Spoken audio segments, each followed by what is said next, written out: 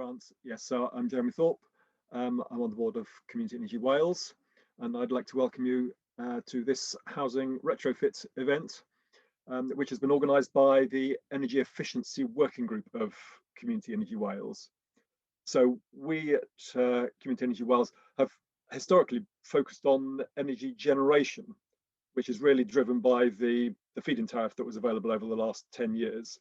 And that, in my view, has really caused a lot of people and communities to rather overlook the issue of housing energy efficiency for that time. But it is responsible for about 15% of greenhouse gas emissions in Wales. And that figure is stubbornly refusing to fall very much. So Community Energy Wales decided last year that we should add housing energy efficiency as part of our remit. And so this working group was formed, and we've been discussing how we can best help to tackle this problem. So as Grant has said, Community Energy Wales is a member organisation, and we've wanted to include our members as much as we can. So the working group is made up of some members from the Community Energy Wales board and representatives from some of our members. But we're keen to widen this and would welcome additional members to the working group. So if you are interested as a result of this event, then please do come forward, because we would be quite keen to sort of add more people to our working group. I'm also aware that interest isn't just limited to people that are already members of Community Energy Wales, and we've got many people here today that may not have had links to Community Energy Wales before, and so welcome to you all. And we hope you find it interesting, and we'll be very pleased if you wanted to continue a dialogue with Community Energy Wales and continue that discussion about housing energy efficiency in your own communities. So one aim of the working group is to work out how we, Community Energy Wales, can support our member groups to start successful housing efficiency projects, but we certainly don't know the answers yet. It is a very hard nut to crack. There are no easy answers to it, but the best way to get up to speed is to see what other people are doing elsewhere in the UK, and that's what the aim of this event is. So the format for today is that we're going to hear from several different schemes, both in England and locally here in Wales, to see what's happening and being successful elsewhere, and hopefully we can learn from that and replicate similar things to happen here in Wales. So we've got 5 presentations covering different aspects of retrofit from people that have actually delivered these as real projects. And then after we've had those 5 presentations, there will be some breakout rooms where we can discuss specific topics, and those topics are going to be fuel poverty, the Carbon Co-op model, and community engagement. And there will be 2 breakout sessions, so you'll have a chance to join 2 of those 3 topics for conversation. And after that, we will then come back into the main session just to discuss the outcome of those discussions and have some plenary discussion.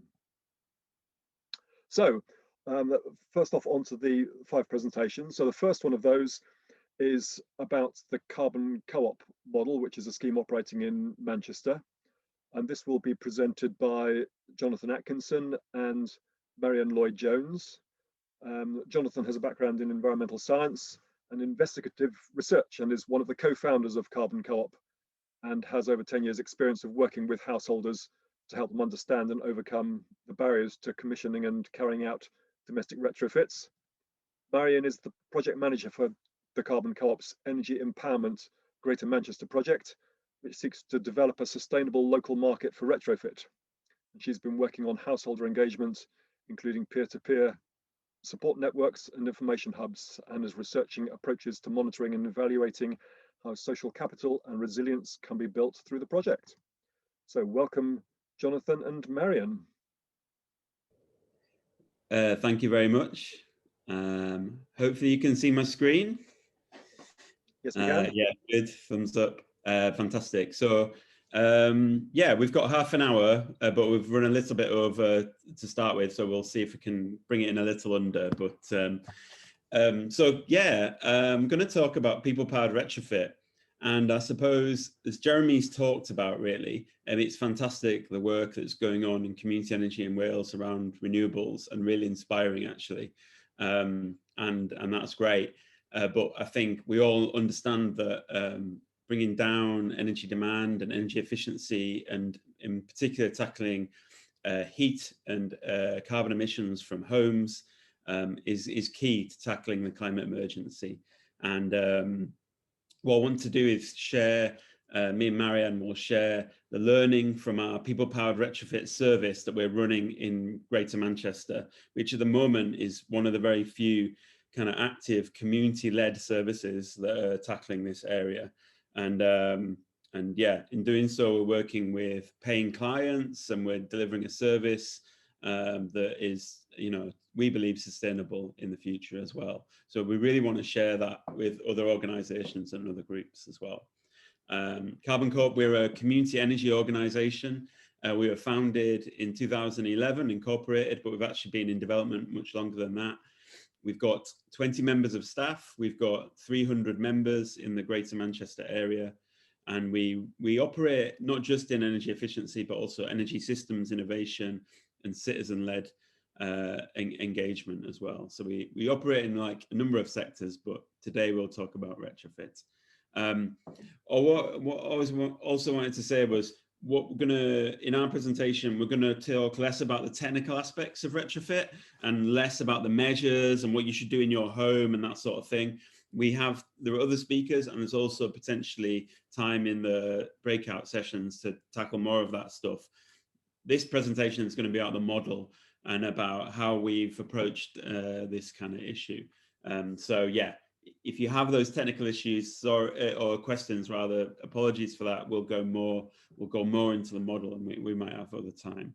But yeah, I think in putting this together, what I really want to say is that there is a huge opportunity for community-led organizations to deliver activity in this area. As a whole, the kind of top-down government-led approach to date has really failed.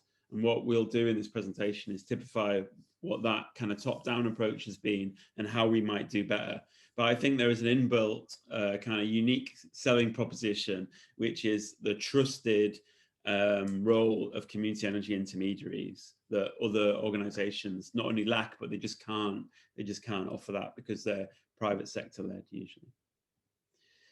Okay, so the key question for this presentation is, how do we build local markets for retrofit that can operate at scale? Because we know that there is, on a small scale, retrofits happening in different areas, but how do we bring that up? How do we tackle more homes, multiple homes together, and build services that create these markets?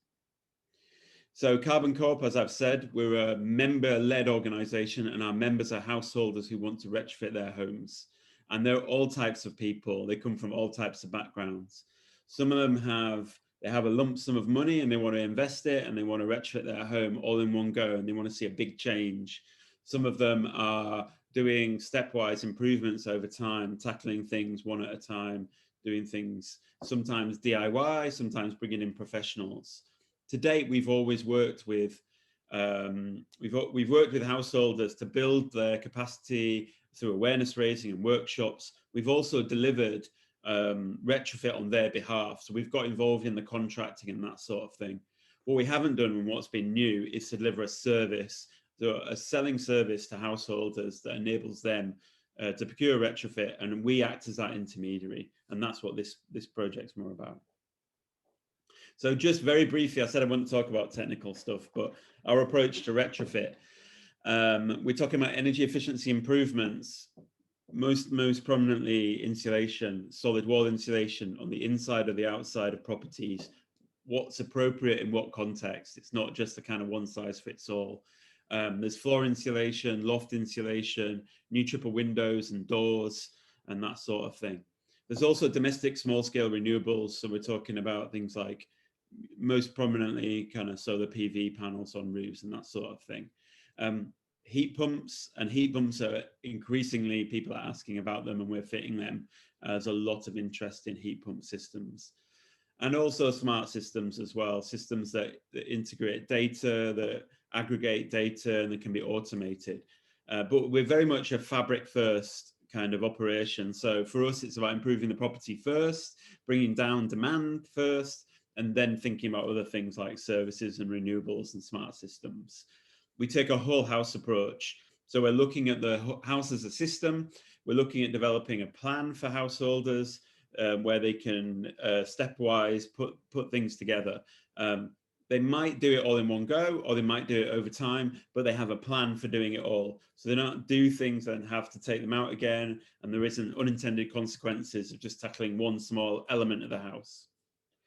We use, where possible, low impact materials, sustainably sourced, for example, wood fiber insulation, things like that. We take into account the kind of whole life cycle impact, which is why we're not such a big fan of batteries, because they're full of heavy metals and chemicals. You know, where possible, we should be using other things, you know. And we're open source as well, so we share our tools and our systems. Just a note there on PAS 2035, it's the government technical standard on process, ensuring a quality process around energy efficiency. We think it's a good overall framework, and we've built our kind of systems to fit in with that, to harmonize with it. And people-powered retrofit is kind of the culmination of that. It's a culmination of our track record in this area, our experience and our technical expertise, and these things around like fabric first and what have you.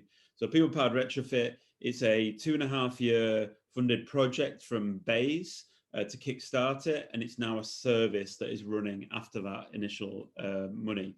And it's one of 6 pilots happening around the UK. And yeah, it's really our thing in the Greater Manchester area to deliver retrofit for householders. So Marion's going to talk about barriers now. Hello, morning. So what are the barriers to establishing a retrofit market? Now, I want to clarify that the specific market that we're talking about here is the owner-occupier market. So these are people who can self-fund either through savings or accessing credit. We're not talking here about the private rental sector or social housing. So can we go to the next slide? Thank you. So previous approaches, as Jonathan has said, have not been brilliant. They've been very top down and have usually been sort of looked over by the big 6 energy companies, and have been, the retrofit measures have been delivered by your big tier 1 contractors like Carillion, who obviously don't have a brilliant track record. And a lot of the problem that has come from this is the margins have been squeezed so much for the installers that we end up with very poor quality work. Some examples you can see on here.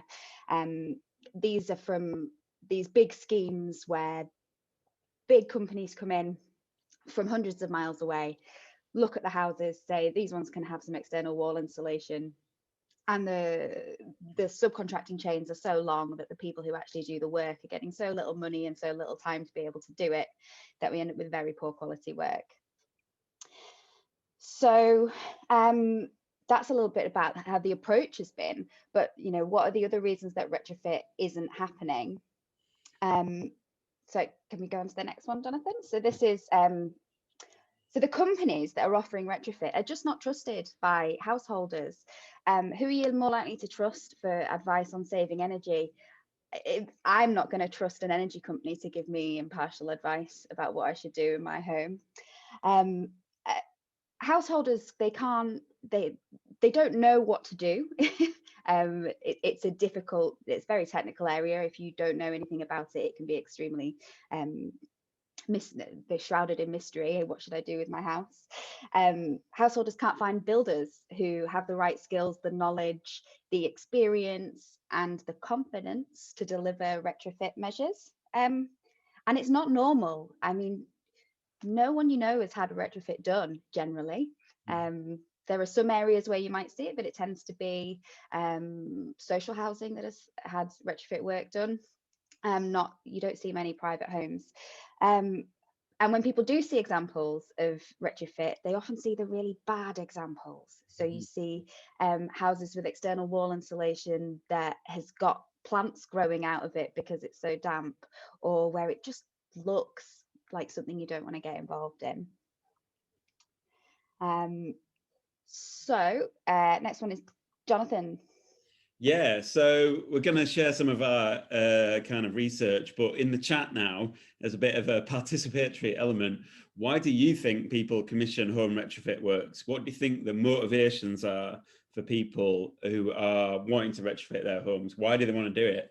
Are they environmental? Is it about, is it about concerns about, the fabric of the home or whatever? So post in the chat if you've got ideas and thinking, and it might be actually from your experience and expertise as well.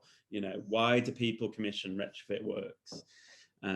Give you a bit of time, because I'm just going to spoil it by telling you why we think it is. So, household and motivations. It's really interesting. We survey these over time, and it has very rarely changed over the last 10 years. The people that we work with, it's mostly carbon emissions. It's actually, green environmental motivations that are kind of motivating them. Also being warmer, being more comfortable in the home, and having a nicer property. And money is a thing there, but it generally ranks third in terms of motivations, which is like an inversion really for kind of accepted wisdom in this area. When we talk to government, they always say, oh, it's money, it's money. If a cost benefit analysis done by a householder equals money, then they will do stuff. Where actually in the real world, their motivations and underlying values are very different, and the reasons they commission work are therefore different. Interestingly, climate resilience is the one thing that we have seen increase over the last few years. I think people are paying more and more attention to flooding and high wind weather events as well, and they're becoming a motivation. And for some people, when they commission work, they're saying, want to be safe, in high winds or in flooding events. And just to kind of emphasize, the people we work with, this is like the typical innovation curve for a new innovation. So imagine things like mobile phone technologies or the internet. Initially, it's innovators that pick it up first, then it's the early adopters. And it's only after a while that the early majority and the late majority kick in, really. So if a retrofit, and one of the mistakes of the past the government have seen is like everyone's the same, everyone will commission retrofit. Actually, in the real world, it's the innovators and the early adopters that we can target and work with first. And these are the people that are more environmentally motivated, rather than trying to target something that works for everyone and that kind of mass market. And potentially in the mass market, money is more of an issue and environmental concerns are less of an issue.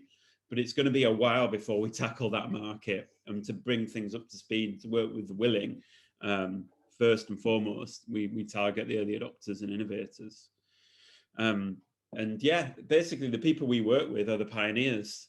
And that's again another benefit of community energy. The people, our members, the people we work with, the people that come to our meetings and engage with our activities are the pioneers. The people more likely to be there, the people who may have already fitted a heat pump or at least may have researched it. They may understand already things like external wall insulation. So we're knocking at an open door. We're not trying to kind of talk to people that have no concerns or no understanding or no idea. And again, it's about shaping a service that works with these people, again, rather than the mass market. So Marion's going to talk about personas and mapping. Yeah, so when you're looking to establish a new market, you need to understand who is going to take up these products, who's going to do this. So we did some research into the people, but we based that in mapping. So who are the people and where do they live, so we can really understand who these people are.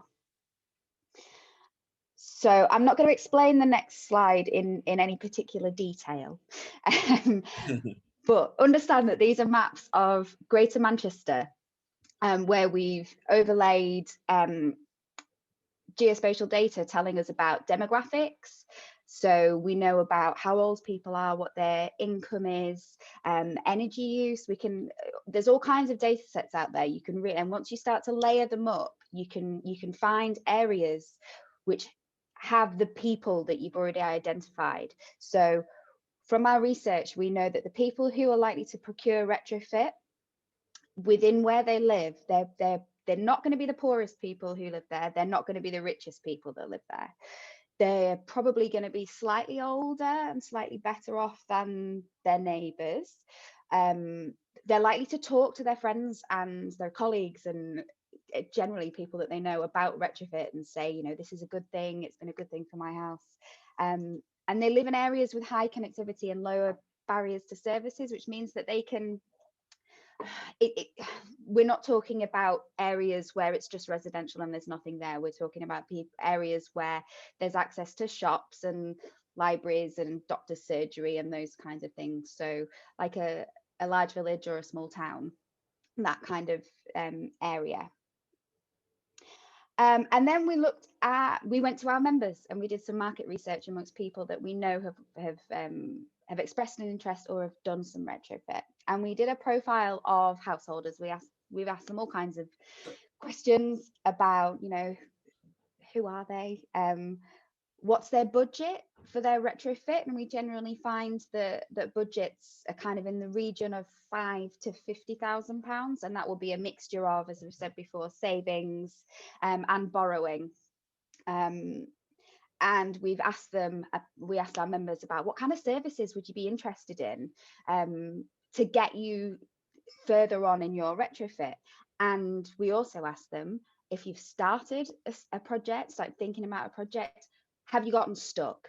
And if you have got stuck, what is the reason that your project is stuck? And then we aligned the information that we came up with some academic work on personas, so that we could really understand the type of people who are likely to take our services. So we rearranged the pictures that we had earlier of our members. We can now put them into personas of climate pragmatists, civic-minded retirees, and climate idealists. So this, there's more information about this in, I think it's in the report that's available on our website. But by really understanding these personas, we could really approach, we could understand the audience and do some really user-centered design for the service and community-based social marketing, because we have such a good understanding of these people, and an understanding that a one-size-fits-all approach has not worked in the past and is unlikely to work going forwards. And that for these people, it's about values. It's not about simple socioeconomic drivers. So most of the people who do procure retrofit that we talk to, it's not about a payback on their bills or a payback on their investment. It's more about saving carbon, being prepared for the future, and very much values-based. So Jonathan, tell us more about community-based marketing. Yeah. So I think, so we've basically understood the market in terms of retrofit and who might procure it, mapped where people might live. And I suppose the thing to emphasize is that that mapping work was done in Greater Manchester. It may look very different in different parts of Wales. And the idea isn't to say, this is what we've done, it should be the same where you are. It's to say, these are the tools and methods that we've used to find these people. How could they be applied in different areas? The same with the personas. The personas are the people that we found within our target audience and how we can market and target services to them. As Marion says, it's about targeting things that they want rather than thinking like, what do we want them to do? And again, that's a similar thing that can be replicated in your community, in your area. Then it's about reaching them. And it's interesting because when we talk to mainstream organizations, they always talk about, oh, how are you going to find people? That's the biggest barrier, finding people. For us, as a community energy organization, we've never had a problem finding people. In fact, our biggest challenge has been to calibrate people's expectations and keep them reasonable, because people are really eager to do stuff. And I think the key way we do it, and this is a term for it, community-based social marketing, and it's social marketing, not social media. Good distinction, but basically it's building trust and engaging and recruiting clients. It's kind of stuff we're already doing as community energy organizations. This is giving it a name to it, really. But yeah, I suppose the best way to to kind of explain it is to typify kind of the opposite. And this again is like the mainstream. It's top down, it's adverts on the back of buses, it's like advertorial in newspapers and this sort of thing. It's people that we've never met and are not real people, they're models. And yeah, this is not the way to communicate this kind of service. It doesn't speak to people and it doesn't engender trust in most people.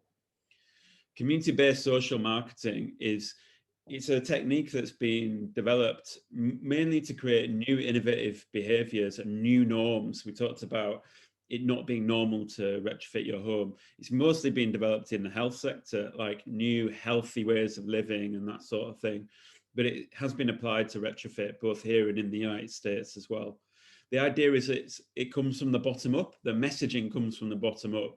That as a community energy organisation, we empower our peers, we empower our members, our community champions, and trusted organisations as well that are trusted within our community. That might be local authorities, it might be public sector, it might be other community, voluntary sector, social enterprises and co-ops. So we're working with them to propagate the message from the bottom up and empower people to talk to their friends and neighbours rather than kind of chucking loads of leaflets at them. And it's fundamentally about values and speaking to the values of the people we're working with, empowering them to be able to speak.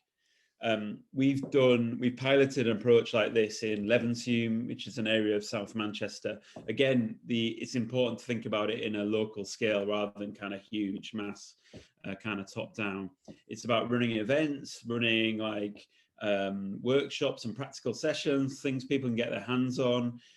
Yes, doing a bit of marketing and bringing it together, but keeping it really bottom up and empowering those people to speak to each other. And this has been very, very effective at driving demand. Again, it's kind of like I said, it's never been an issue for us. So demand is one thing, supply chain is another, and Marion's going to talk about this. Yeah, so the supply chain is where we often find there's the issue. Like, as Jonathan said, we found no issue finding people who are interested in retrofit and want to go ahead, but where's the supply chain? So one of the main focuses of the People Powered Retrofit project is looking at the supply chain. So what supply chain is there already, and can we develop this network of contractors and consultants who have the knowledge and the skills to be able to deliver the work that the householders want? Now, we say supply chain, that sounds like a nice simple line, but if Jonathan can show us the next slide, this slide looks really complicated, but I promise you it's not. This is just trying to understand who is involved in a retrofit. So we start with the householder, they're the decision maker. But there are lots of different organisations and groups of people involved here, from your subcontractors, you've got planning, designers, there's a quality and standards framework around everything. But what we're trying to get to here is that the way that information and knowledge flows through this, there's a lot of people involved, but it doesn't have to be as super complicated. And one of the things that we do as a service is help the householders to understand this network of professions, to understand who do they need to contact, who needs to do what, and to really simplify this. So we've been engaging with the supply chain. We did another mapping exercise to establish what is the supply chain in Greater Manchester, so that we can find these people and engage with them, because they have expertise already. We talk especially about the RMI network, so that's the renovations, maintenance and improvements. So this covers everything from your handyman coming in to help you out with a bit of draft proofing, or your window fitters, all the way up to people having an extension designed, for example. So at all points along that spectrum, there are opportunities to do energy efficiency works, and every trade along that spectrum can get involved. As we've engaged with them, we found that they are interested in training. There are gaps in knowledge, but that training needs to be practical. So they need to learn from experience and an understanding of case studies, not just like a checklist of what needs to be done or a classroom session. They need to see it. They need to get their hands dirty and see what happens. How do you do these things? And also, contractors like to learn from each other. Peer learning is really valuable here. So learning from another contractor who sees the value of the work that's being done and understands that there is a market for this work, it is worth getting into it and it is worth doing a good job. And one of the things that we can do as a service is we can demonstrate demand from good clients. And when we say good here, there is also work that we do with the clients to help them be better clients. Because when you're working with pioneers, they often have very strong ideas of what they want, which don't always align so neatly with what contractors are offering. So we have all this information about who the people are that want to procure a retrofit, and we've done some work with the supply chain. So how did we come up with the service? Jonathan is going to tell us about the service design process. Yeah, I think just quickly, so yeah, as Marion says, we have that information, but tying it together is one of the things that's been missing in this area. Because for a householder, as Marion mentioned, making key decisions in what is a very technical area can be quite troubling and quite, it can be a barrier, and it can be one of the reasons why people kind of pause, really. So what we did was engage in service design. I think, again, I want to provide it to the top-down approach, but I think what I'd say is, like, in previous approaches, it hasn't really been thought about, like how the householder progresses, how the householder makes decisions. It's been very mechanistic and kind of like, if the price is right, they'll do it. We turn that on its head, really. And in designing people-powered retrofit, spend a lot of time engaging with householders, contractors, consultants, academics, all sorts of people working in this area. And the process that we went through was to design a service like with people rather than for them, and then just chuck it out there. Do you want to talk through the service, Marion? Yeah, so I'm on the service management team for People Powered Retrofit, and this is, I'll talk down the middle, the orange boxes on this. So this is how the service works. We start off with advice from a retrofit advisor. We don't charge for that. People can ring up, ask us some questions. We'll do them a project brief, work out what their house looks like and what they're interested in. The second stage, making a plan. So at this stage, we will charge for services. Here, there are two routes. The main route we suggest people go down is this My Home Energy Planner, which is a whole house retrofit assessment, where we will produce a model of your home, how it's working now in terms of energy going in and heat loss. And then we will model different scenarios. So if you were to apply different measures, either we can model for alternatives, or we can model a building up of a building up towards a whole house retrofit. And then we go through stage 3, which is design development. So this is where we help work out what measures it is that you actually want to procure and what the design looks like for those, so we can ensure quality. And then we will help our clients through procurement. We'll put together a package of works with specifications so that we can ensure quality. And we will also go to our network of contractors. And then we will help people on site. We'll come and do quality assurance with our retrofit coordinators to ensure that the work that is being done is being delivered to the quality we need it to be done. And then at the end of the process, once you've had your retrofit works done, we will then make sure there is a proper handover, so that if you've had a heat pump fitted, you understand how that heat pump works, you understand what the controls are, you understand how your system works, so you know if it's working well or not. And supporting all these stages, we have support from architects, from the contractor networks. We're doing contractor training to help make that link between the work and the quality of it. And And we'll do some testing and investigation. And this all sits under a quality framework, because we don't want to end up with that poor quality retrofit work we've seen from the big schemes. And this is what our team looks like. So we'll start with the blue boxes in the middle. So that's your retrofit advisor and the people-powered retrofit service manager. Those are internal staff members. They're supported by retrofit coordinators and retrofit assessors, which we have a mixture at the moment. We have some internal staff and we have some external contractors that will come in and do assessments and coordination. We're supported by architects from Urbed. We have M&E engineers who understand heating and electrics, and we have other contractors that we can bring in for specific services. And then also over the line at the top, across all of this is we have a technical lead, we have the program manager, and we have IT team as well, helping develop the tools and the software that help support the service, and a training manager now to help develop the training courses for the contractors. Cool. So just to round it up, lessons, yeah, we're on site, we're doing things, we've got 50 plus clients coming through. They pay at every kind of stage that progress that Marion talked about. So we're generating income at every step of the way, and we're kind of mitigating the risk of dropout and that sort of thing. I'd say the kind of key lessons: one size does not fit all. It's about tailoring things for people and their needs. It's about building trust. Again, fantastically placed community energy organizations to do that.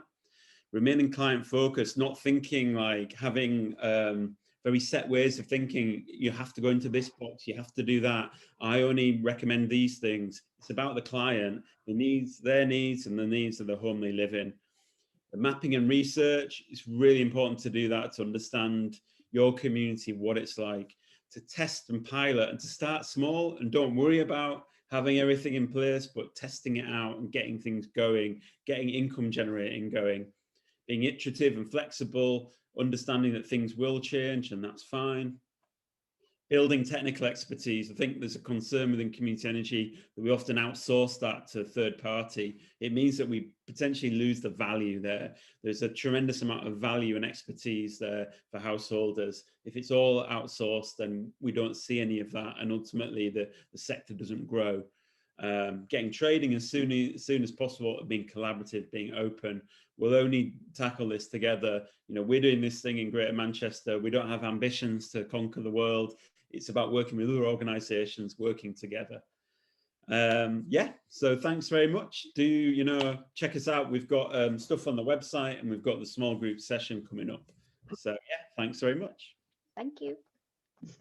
Excellent. Thank you very much, Jonathan and Marion, for that. That was a very sort of positive presentation, I thought. I thought the comment that there are lots of people eager to do stuff is really important. So, and I'm sure we'd find that around here as well. So there isn't a shortage of demands and people keen to get involved. Now, I noticed there's a lot of stuff happening in chat at the moment, and thanks for everyone that's posting stuff there. If you can put any questions that you've got in chat, I think what we'll do is if the presenters over the course of the rest of the morning can probably have a bit of a scan at that, and we may be able to answer some of those questions when we get to the plenary at the end, but we'll also save that, and we'll try and address some of the other issues that are arising in there by some written sort of summary that we can send around afterwards as well, so that we can address some of the issues that are cropping up in chat there. So please do keep putting stuff in there, and it will be acted on. So moving on though, the next presentation now is by Peter Draper, who is a co-director of the Sustainable Traditional Buildings Alliance, the STBA. He's been project managing 2 of their projects in Wales with Passive Systems and Melyn Homes, and he's also sat on the Welsh Government's decarbonisation group promoting the whole house approach, and is a founding member of Rounded Developments Enterprise, an independent social enterprise based in Cardiff. So welcome, Peter, and over to you. Thanks very much. Good morning, all. Yeah, so I'm going to sort of fill in a few of the sort of the questions I hope that hopefully have arisen from the first presentation, because we've had things mentioned like the whole house approach, and it's really key to understand what that means in this context, because it is the driving force behind a lot of the changes that are happening across the UK. And the other thing I wanted to raise in support of that really is something called the Optimised Retrofit Programme, which is a new programme which has just started this year basically, which is running out of Welsh Government. And this is very much focused on the housing association market to start with, because that's the area they have more control in. But there will be a new round of funding coming out, which will be also targeting the private rented sector. So that should be happening some point this year. So the one thing it can't do is looking at owner occupiers. So there's things to learn and things to work from the Optimised Retrofit Programme that certainly working from what Carbon Coop have done and what the Optimised Retrofit Programme is doing can really help inform community engagement and also ways of working. The interesting thing about the Optimised Retrofit Programme, which is sort of subtly different from other programmes, is that the metric that they're going to be using is zero carbon and then by a particular date. And the reason for that is the fact that they are using the whole house approach. And the realisation is that not every single house will be able to be zero carbon. So it's reliant on the grids, that's the gas grid and the electric grid, decarbonising as well. So they're taking that metric into account, which is a completely different way of thinking and doing things, which is, may well be useful for us in this context. So to go into a bit more detail about what the whole house approach is, it's very important to realise that it's looking at the house not just in energy terms. It's about the fabric of the house, i.e. what the house is made of and whether you have insulation, etc. It's also about the services, your heating, etc. But it's also about the context of the house. Where is it? It's a very different ballgame doing a retrofit in London, and that's where, well, effectively where the building research establishment is based. So their climate there is very different, say, from Anglesey or St David's. So lots of the materials and testing, etc., has been very sort of dominated by a London perspective as opposed to a Wales perspective. It's also important to recognise that we value our heritage, and therefore we don't want to do certain things to some of our buildings. And Wales has 30% of its houses are old traditionally built houses, and they have a particular need when it comes to materials and methods of application of certain fabric improvements. The other sort of side of this is people. It's about health. So it's not just about energy, it's keeping people warm, but it's making sure your indoor air quality is not compromised, etc. as well. So in order to get this right, then you have to take all these types of factors into account. And this is completely different from the way that we've been doing it up until now. And to a certain extent, this doctrine of using energy performance certificates still is prevalent. So we have targets to say we must bring all our houses from an average of a D or an E up to a C, for example. That's sort of very well known. But when you look at how that actually, what that means in practice is that we do an EPC, which is fairly inaccurate when it comes to individual buildings, and we have generic types of recommendations that come from that. And those recommendations are not tailor-made to your particular property. They are general. And it's really important to understand that what those recommendations are should not be taken as design guidance. And unfortunately, that's what's happened. And that leads to things like this. This is very much driven by people doing the wrong thing, to in a way that's not quality controlled appropriately, and it leads to awful things. In our context, what we're looking at, this is a project. Actually, this project was we saw this slide earlier on. This is based up in Preston, where they had no end of problems, and they've spent, or they are spending, more money undoing all the energy improvements that they did because they've all failed. They have 100% failure rate. So it's really important that we don't use EPCs anymore, and we do use this whole house approach. That makes life a lot more difficult and more complex. So it's worthwhile building this in mind. This is, and this is the PAS 2035 structure that was mentioned earlier on by Jonathan and Marion. And it shows, I won't go through it, but it does show you that there's actually a lot more involved in this process. And you saw that again from what Carbon Coop are doing. So it's about assessing the dwelling properly, making sure its ventilation is correct, doing a risk assessment, designing it properly, and then installing it in a quality controlled manner, and then monitoring and evaluating it.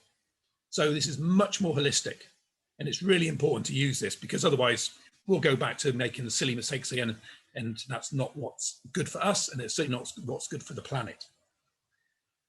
And I see this as much more aligned to what we have in Wales anyway.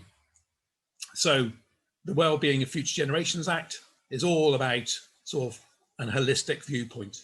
So if we get retrofit right, we will have a more resilient Wales, we will have a more prosperous Wales, we will have more equal and more cohesive communities. And the way that we will do this in these types of projects is we must work in a way that's long-term, integrated, and we're working together and we're preventing the sorts of unintended consequences that I've just shown you.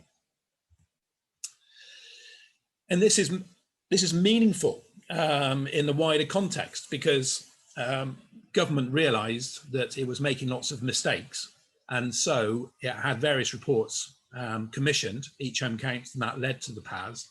And so government has bought into this. So you'll see at the bottom of those publications, it's from BEIS, so Department for Energy and Industrial Strategy. It's all gone through British standards, and it's then all the information is held by Trustmark in a huge data warehouse. So this will change completely the way that we're doing this. So it's very much a real thing.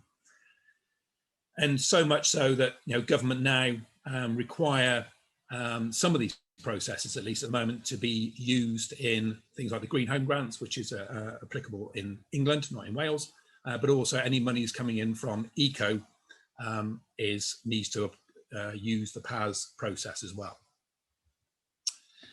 So we're a little bit different here. So I say we've got the optimized retrofit program, and that's been run by Pobble Group and Zero Group. And you know, so there's an opportunity here for us to use eco monies potentially, and if we're going to do that, then we need to make sure that we use these processes. So it's very, very relevant that we understand what the whole house approach is. And as mentioned by Jonathan, then, you know, there's this whole quality control area, which again is an opportunity for communities to get involved and get trained. Is that there are now professions coming out of this, retrofit assessors, retrofit coordinators, and the installers also have to be registered through Trustmark for their PAS 2030s as well, which is sort of the installer sort of quality controlled element of this. But hopefully what it will mean is that overall, if we get this right, we'll have warmer homes, we'll have greater economic activity, but also I put the picture there of a traditional Welsh terrace in there, is the fact that we will actually be able to preserve our heritage. We don't have to go around and slap a whole load of plastic over these sort of types of buildings. We can do this by using the whole house approach in a manner that is sympathetic to our existing built heritage. So I've just put some other links there as well. So we've got Carbon Coop, but we've also got Retrofit Works, which are based down in the southeast of England. They're doing a very similar sort of type of project. Cozy Homes as well in Oxfordshire. And I've also put in Green Register. So they're based in Bristol, and they're doing training for installers, etc. And these are some of the websites, so I think it might be worth you having a little look at if you want to get a bit more information about what these various sort of things mean in detail, and things like the reports from CITB looking at, you know, how many new jobs need to be created in this sort of zero carbon push. So again, that's a very quick overview, and I said in the chat that I'd mention heat pumps, and very quickly, the reason I said I'd mention heat pumps is the fact that in Wales we're doing this, the optimised retrofit programme is linking decarbonisation of the grid with retrofit. So that does mean that, because heat pumps are obviously using electricity, but if that electricity is decarbonised, then, you know, in a way, that's no bad thing. So that's me. That's a very quick run through. So I'll hand back to Jeremy.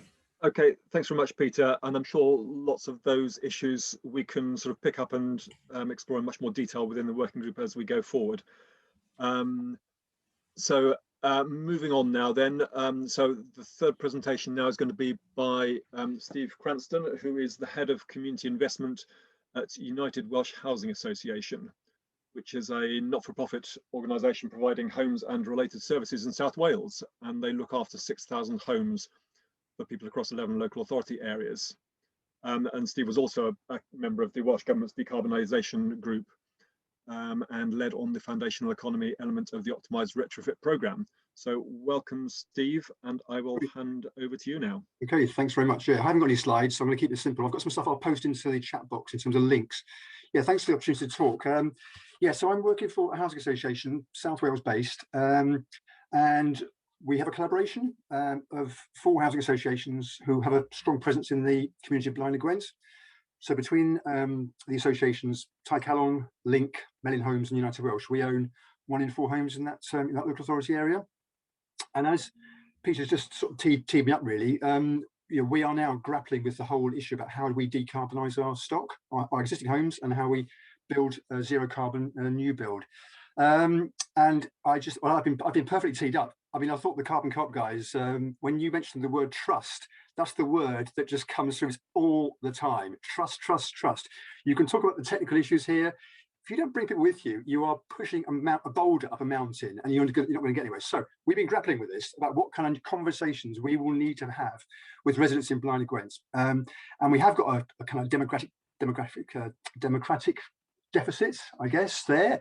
Yeah, there is massive distrust in public institutions. Blaenau Gwent had the biggest Brexit voting majority in Wales. Even the politicians in Blaenau Gwent have fallen out with the Labour Party. It's a traditional values community. You know, there's a lot of stuff that needs to be done here. How do we? So, talking about this, we are shaping our plans, and trust is a key part of how we shape our plans. We reached out to people in the democracy community, so particularly the Electoral Reform Society, and in the SD community, like Conal Cymru, and we liked the idea of a climate assembly. So what is a climate assembly? A climate assembly is where you bring a representative sample of residents from an area together, and it's represented in terms of age, gender, ethnicity, social tenure, levels of deprivation, and understanding of climate issues. And you bring these people together and you ask them to do 3 things. You learn about the issue, so in this case climate change. You deliberate on it, you get into the depths of it, into the guts of it, and then you make recommendations. And those recommendations need to go to the people that kind of matter. So as far as we're concerned, we're shaping our decarb plans, so we need these recommendations to find out where communities are at. The local authority declared in Blaenau Gwent last year a climate emergency, and they are grappling with what it all means. So they are keen. So they're backing this notion of a climate assembly. I'd like to tell you it's perfect. It's actually halfway through, so I feel like a fraud now telling you about a bit of work in progress. We are literally at the halfway point of this climate assembly. It started first week in March, and it finishes the last week and in March. So we'll have recommendations this time next month. We finished the learning phase. So what we've done during the learning phase is invited the 50 participants. And just to go through the 50 participants, the youngest is 17, the oldest is 91. We have an exact match of the demographics of Blaenau Gwent in terms of age, gender, social tenure and deprivation on the group. Now, in my world, working in housing, whenever I've tried to talk to communities, if I'd have had this group to talk to, I'd have bitten your arm off for it, I really would. They've been paid the real living wage for their contribution to the assembly. So for the 22 hours contribution they're making, they're going to be paid 250 quid. Yeah, so the areas we're drilling into, and we have done through the learning phase, have been what is climate change? What does it mean for the community of Blaenau Gwent? And then we've had 3 areas to kind of go in deeper into. So housing, nature and green space, and transport. So I want to give a big shout out to Neil from Tredelli. He's on the line now. Neil spoke last week, even this week, sorry, yeah, about the work they're doing around EV charging. And on the first weekend, we had Phil Powell from Community Energy CIC talking about solar PV in Blaney Gwent. So you're getting a whole range of expert opinions going into the mix. So the members are kind of cogitating on this. So on Monday night, this could be interesting. This is hot off the press. Members are asked to think about what do they want to know more about to help them get to the stage of making recommendations. And so, I mean, you know, I think you'll be encouraged by this. Top of the list was housing retrofits and the jobs and training opportunities this can unlock for Blaney Gwent, which is kind of nice, isn't it? I mean, I felt that was okay, but it's not up to me, is it? It's around what people out there think about it. That's the top one. The second one was about using community space, particularly green space, better for community benefit. Big interest in integrated transport. And also the members want to know about what the role of a local authority and the public service board is. So that's going to help us shape the final weekends where we start taking off. They've had the information, they're getting to understand the issues, to work to recommendations. So, you know, I hate to say, yeah, we're going to wait and see. I'm going to put some stuff in chat now, some links, which I hope will be helpful. If you want to keep close to this, there's a Carbon Coop website. You can get updates in terms of where we are in terms of the recommendations and other sort of stuff. There's also an interesting online survey, which we're running alongside the Climate Assembly, which is quite helpful. But all the presentations so far are on videos, and they're on the chat there. So it's early days, right? I'll be really quick now. What are the insights we're picking up so far? And I think there's a number of them. First off, this is only part of the trust building process, but it is possible to bring together a cross sample of people to talk about these issues in a mature kind of way. One of the demographics we wanted to achieve was people who felt strongly about climate change, people who felt fairly interested in it, and people who weren't concerned about climate change as an issue. We've got in the room, I think it's 5 people who are not that bothered about climate change actually, and they're making a really valuable contribution in terms of the whole mix. Really, really important to get these voices out there. So this whole notion, I haven't mentioned it, but it's a word called sortition. This process of how you get these people into the room is really important. And in Wales, we're way off the we're not even at base camp on this in terms of how we understand techniques like sortition. And the Sortition Foundation have been absolutely brilliant working with us. The second one is the whole process of running a climate assembly actually builds trust and fosters collaboration. So straight away, we've had teams from local authority, cross RSLs, young people from youth parliaments, people from the Over 50s Forum talking for the first time, and that builds trust. What we're finding is the recommendations that are going to be going into our housing associations, the 4 of us, are being considered together rather than individually, which is a good thing. And they're not going to be surprises. These are being welcomed because they know that a lot of our staff are being involved in actually running it. They're doing IT support, facilitation. So this is kind of rooted. And when these recommendations are coming in, they're not going to be like, what the hell is this? It's actually, we know it's coming, and we're looking to use this to shape our plans. We're feeding into the Public Service Board, hopefully in May. We're going to the subgroup in April, but so that's really good. So this whole idea about how do you get the citizens' voice to where it really matters, there's insights here. I won't say too much about the funding. If people want to ask in the chat about how we funded this, I'll be happy to. But in very one sentence, funding these things is not the barrier. It's not the barrier. It's the collaboration and the intent, and be willing to share some of these costs. That's the real issue here. Yeah, so I'm gone over now. Time was. I'm sorry about this. Last thing, going off the point completely about Climate Assembly. There are some people in the room who are working for housing associations, and I was talking to Dan last week, and my colleague Bethan, who's on the line now, who works for Community Housing Cymru, our trade body, and it does seem to me to be now is the time to bring housing associations and the community energy movements together for a richer conversation around what the potential is, because we're all thinking about this and we share a lot of common ground. So thanks, Sir Jeremy. I'll stop now. Okay, many thanks, Steve. Yeah, and there's lots of very interesting points there. Again, please post stuff in chat, and we will use the chat as a means of stimulating a lot more conversations about this going forward, I think. We are running about 20 minutes late or so, but I'm certainly absolutely not going to stop any of the presentations because they are all so interesting at the moment. So hopefully people will be able to bear with us if we do run over slightly on time. So the next presentation now we have from Melia Thomas, who is from Dref Werdd, which is an environmental community project in the Vale of Festiniog. That was first established as a project through the Community First programme back in 2006, but it's basically there to protect and enhance the local environment in Bro Festiniog in a wide range of projects. So, Melia, can I hand over to you now? Diolch yn fawr. Bore da bawb, a diolch, dwi wedi clywed lot o fy hoff eiriau yn barod bore yma, so ymddiried, ffantastig, dyna dod â sylfaen y cyfan. Allai'n crynhoi hanes y Dref Werdd mewn 5 munud, dwi'n mynd i drio.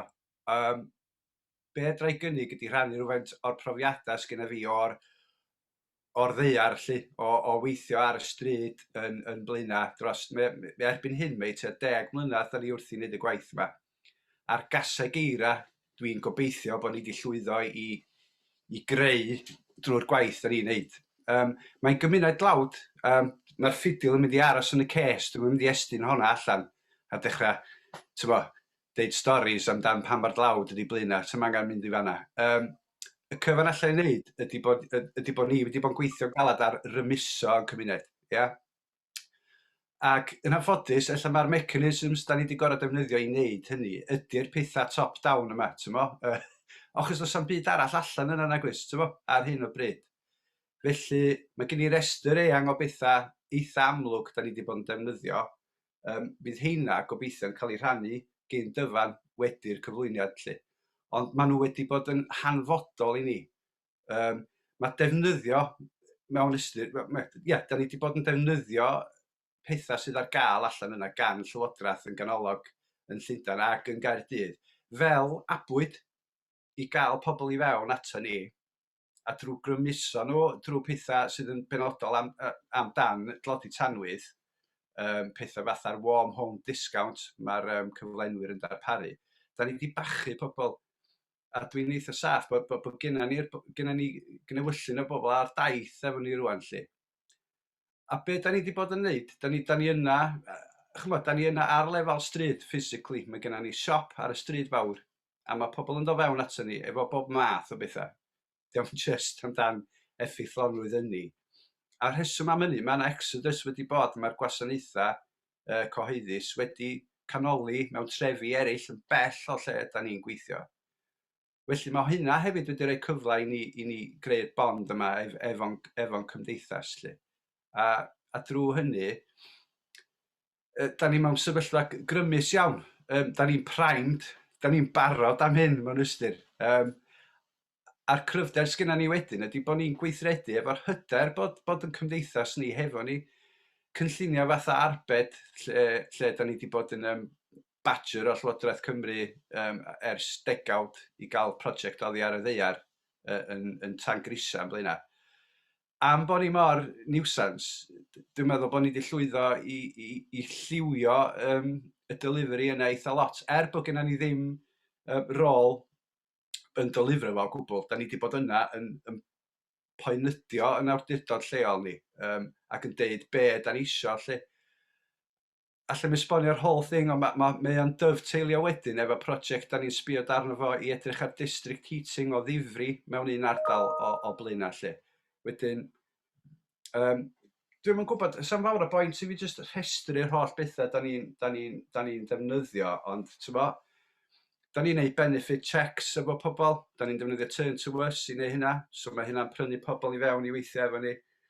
Da ni'n sbio ar dyledion dŵr pobl a helpu pobl i gael mynediad at Help You tariff dŵr Cymru.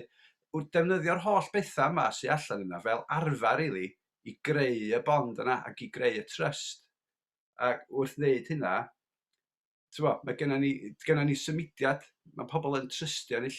Achos anobaith sy'n yna, yn enwedig mewn cymunedau sydd yn dlawd, mae yna anobaith a meddwl bod gennych chi ddim, bod yna ddim gobaith i chdi allu gwella pethau i chdi dy hun yn nherma effeithlonrwydd ynni. Bod yr arian ddim gennych chdi, so, i ddeud y gwir, ella dyla fi adael i hynny os dyn ni rhedeg drosodd. Achos ys gennau ddim byd technegol na slides na byd. allan na'i adael i fanna a just gobeithio bod y cysylltiadau dwi'n mynd i roi fyny i dyfan i casgeidio. Beth sy'n ni'n annog hefyd, unrhyw un sy'n eisiau siarad efo fi wedi hyn yn y dyfodol, just defnyddiwch dyfan i wneud cyswllt efo fi, a dwi'n mwy na bodlon rhannu unrhyw beth da ni wedi wneud. Dim ond o'n byd, so ddim ond o'n glyfar iawn, ond mae'n gweithio. Oce, na i gael ngeg, diolch. Many thanks, Maria. So yes, and yes, if you want to contact us about any of this afterwards, yes, you've all got Davin's email address, so we can try and collect all this information together and send more information out to you all. Okay, thank you very much. So now the last of our presentations is from Gareth Harrison, who is the development manager of the Cyd Ynni project within DEG. DEG is a social enterprise supporting community-led action across Northwest Wales, and Gareth leads on supporting the Cyd Ynni consortium with their new projects and has worked in a wide variety of roles with a focus on the environment, including community energy, the National Waste Charity RAP, delivering support for small businesses, and also within Farming Connect. So thank you, Gareth. Can I hand over to you now? Thanks, Jeremy. Diolch yn fawr. Bore da chi gyd. Fi am gyflwyno yn Gymraeg, so just eisiau bod Paul yn gwledydd oce. Fel oedd Jeremy'n sôn, gweithio i DEG ydw i ar brosiect penodol o fewn y cwmni, sef Cyd Ynni. Dwi eisiau rhoi trosolwg sydyn i chi a un o pethau sgynnu ar waith o fewn Cyd Ynni. Dwi'n mynd i sôn am bob dim dyn ni'n wneud. Dwi'n siŵr bod pawb yn ysu am paned ebyn nhw'n. Gwyn i sychyd ebyn nhw'n hefyd, so ni'n gadw o'n fer, gobeithio oedd hi'n llai na 5 munud. A hefyd, so ddim slides i fi wedi rannu, chi jyst gorau gwrando arno fi. So be di Cyd Ynni'n sydyn ydi casgliad o grwpiau ynni cymunedol yn ardal Gogledd Orllewin Cymru rhwng Abergwyn Gregin a Llanberis a'r tir yn y canol. Mae'n cynnwys grwpiau fel Ynni Ogwen, Ynni Padan Peris, Ynni Anafon a cwpl o'r eraill hefyd. A mae rhan fwyaf o'r grwpiau yma wedi bod yn llwyddiannus iawn efo adeiladu systemau cynhyrchu trydan dros blynyddoedd dwytha. Mae hyn yn cynnwys systemau fel hydros a cwpl o systemau solar bach hefyd. Mae'n llwyddo i adeiladu hyn hefyd trwy'r model cyfrandoliadau cymunedol, roed y hawl a'r gallu i bobl bod yn rhan o rhywbeth mwy. So mae pawb yn gallu rhoi fewn campins neu 1000 o bunnau, a bod yn berchen ar rhywbeth gyda'i ffrindiau, eich ymdogion a'i teulu. So erbyn hyn, mae Cyd Ynni wedi cyflogi 2 weithwyr, gyda ni 9 ariannol gyda loteri ers 2018, a un o blaenoriaethau ni ydy darparu cyngor arbed ynni i trigolyn yr ardal. Be di o'n sôn am y sydyn ydy un peilot bach da ni wedi gwneud yn ddiweddar o fewn y maes yna o darparu cyngor i bobl. Canolbwyntio fyny ar pentre Abergwyn Gregin. I heina chi sydd ddim yn gyfarwydd efo'r ardal, pentre bach ydi o ar hyd y briffordd A55, jyst tu allan Bangor, rhyw 4 milltir, 5 milltir o Bangor. A yn fanna mae yna gymuned eitha glos, a mae yna hydro llwyddiannus yma yna trwy'r cwmni cymunedol Ynni Anafon. A oedd eich gael yn data ni eisiau gwneud rhywbeth rond effeithlon ynni, ond ddim trwy'r lle i gychwyn. A drwy dipyn trafodaethau, nathon ni gychwyn y prosiect o safbwynt wahanol. Yn hytrach na rhoi cyngor i bobl a deithio nhw beth dylen nhw wneud. A ni troi y bach ar ei ben a darparu hyfforddiant i bobl. Fel bod nhw yn cael y gwybodaeth, dealltwriaeth, yr ymwybyddiaeth mwyn bwrw mlaen ar ei hunain. Wnaeth yn hynna ar y cyd efo Peter Draper, ond siarad gynharach, sori, ni gael Peter fyny fel yr arbenigydd i darparu'r hyfforddiant. A y sesiwn yn ni'n cynnig, oedd o siwr dysadwn Gwyl y Banc Poeth yn mis Awst, a oedd o wedi llenwi a pawb droi fyny, so ni'n falch iawn o hynna. Ond dangos bod neu galw a diddordeb gen bobl yn y maes yma. Achos un peth ac yn ni troi y peth ben i lawr i bobl arwain ar y peth a nhw'n dweud sydd eisiau weithio. Rhaid ni gael ystyried natur y pentre a'r tai yn y pentre. Yn trech na y ffordd arferol sy'n cael ei wneud gen allan sefydliadau mawr, sydd allan ddim coed yn siwtio ardal ni gymaint o hynna. Mae'n gallu gweithio ar ei llefydd, ond ni dod ddim mynd i weithio. Natur y tai, dros 100 oed, wedi dod allan y carreg, hinsawdd glyb a'r llethrau gogleddol Eryri, Gerer y Fordir, a hefyd oedd bob tŷ yn unigryw. Doedd ddim bron yn un tŷ yr un peth drws nesaf. A hefyd y tai wedi cael ei addasu dros amser hefyd. So, unwaith o bobl wedi bod yn hyfforddiant, ond wedyn yn gallu mynd adre, asesu tŷ, a hefyd gobeithio nhw'n wneud drws nesaf, neu ffrindiau, neu un o'i teulu. A be ni helpu greu fan ydy'n cael yn bellach, oedd siarad efo'r cwmni hydro, efo'i pres ag yn nhw fel elw, yn gallu creu cronfa mwyn i bobl bod yn hyfforddiant cael grantiau bach i wneud y gwelliannau. So oedd yn enghraifft da o pentre sy'n cynhyrchu trydan glan, di-garbon, bod elw'n dod nôl i'r pentre, roedd pres drosodd i gronfa elusen, a bod hwnna yn ei ail-fusoddi fo yn tai trigolion i nhw lleihau defnydd ynni. A mae'n stori bach neis, mae'n rhyw gylch bach o fanna o'r pres yn troi dwylo at bwrpas lleihau carbon a taclo achosion ag effeithiau newid hinsawdd. Y cam nesaf iddi, dyma'r un beth bach ar goll o'r cylch yna ydy, dyn ni eisiau cyflenwi'r tai efo'r trydan o'r hydro, ond mae hynna at y dyfodol, mae hynna ydy'r rhwystr nesaf ni eisiau taclo. Dwi am adlo fanna, ni'n gwybod bod ni ar reoli'n dipyn bach o amser, ond fydda i yn yr un o'r stafelloedd trafod wwan ar ôl yr egwyl. Mae'n stafell rhif 3, dwi'n meddwl, lle ni'n sôn am cysylltu efo'n cymunedau. So dwi'n mwyn hapus i ateb cwestiynau yn fyna trawd yn bellach. A fel ydoedd Meilir yn y cymuned dwytha, ewch trwy dyfan a cael mwyn o'r cyswllt fi hefyd, mwyn hapus i siarad efo bobl a rhannu a adysu gynnwch chi hefyd. Felly, diolch yn fawr i chi, ydych chi'n ôl i Jeremy wan. Okay, thanks very much, Gareth. And that was good to hear that sort of positive story from communities already achieving some of these things we've been talking about.